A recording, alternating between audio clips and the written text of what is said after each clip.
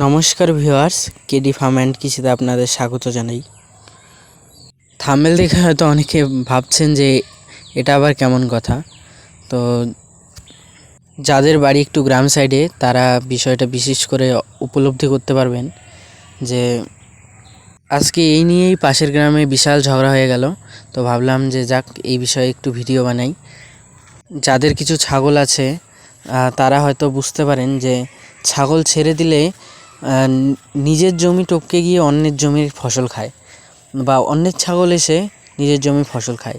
এই নিয়ে গ্রামগঞ্জে ধরা যায় প্রতিনিয়তই ক্যাচাল ঝগড়া। এই ফসল খাওয়া নিয়েই অনেকের সাথে, যাদের সাথে কোনো দিন কোনো ঝামেলা হয়নি তাদের সাথেও বিরাট ঝামেলা হয়ে যায়। কিন্তু একটা কথা সবারই মাথায় রাখা উচিত যে সবারই ফসল তো কষ্ট করেই করে, তো সেই বিষয়ে একটু নজর দিয়ে রাখা ভালো।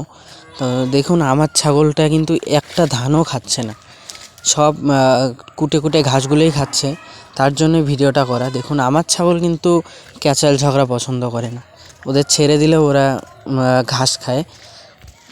তবুও আমি ছেড়ে দিলে তাদের নজরে নজরে রাখি। আমি চাই না এই নিয়ে কারোর সাথে কোনো ঝামেলা হয়ে যাক। তো সবাইকে বলবো, নিজের ছাগল হলেও ছেড়ে দিলেও একটু দেখে দেখে রাখবেন। একটি ছাগলই কিন্তু পারে একটা ভালো সম্পর্ক নষ্ট করে দিতে। তো সেই বিষয়টা একটু মাথায় রাখবেন। তার জন্যই আজকের এই রকম থাম্বনেল দেওয়া। আর আজকের ব্যাপারটা শুধু ঝগড়াতেই সীমাবদ্ধ ছিল না, শেষে ওটা লাঠালাঠিতে পরিণত হয়, মানে মারপিট চালু হয়ে যায়। তো কী আর বলবো, নিজের জিনিস নিজেরাই একটু সামলে রাখবেন, না হলে আজকালকার যুগে কেউ কাউকে ছেড়ে কথা বলে না।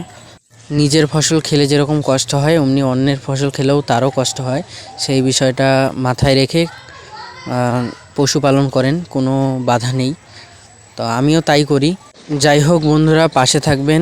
আজকের ভিডিওটা এই পর্যন্তই। ধন্যবাদ।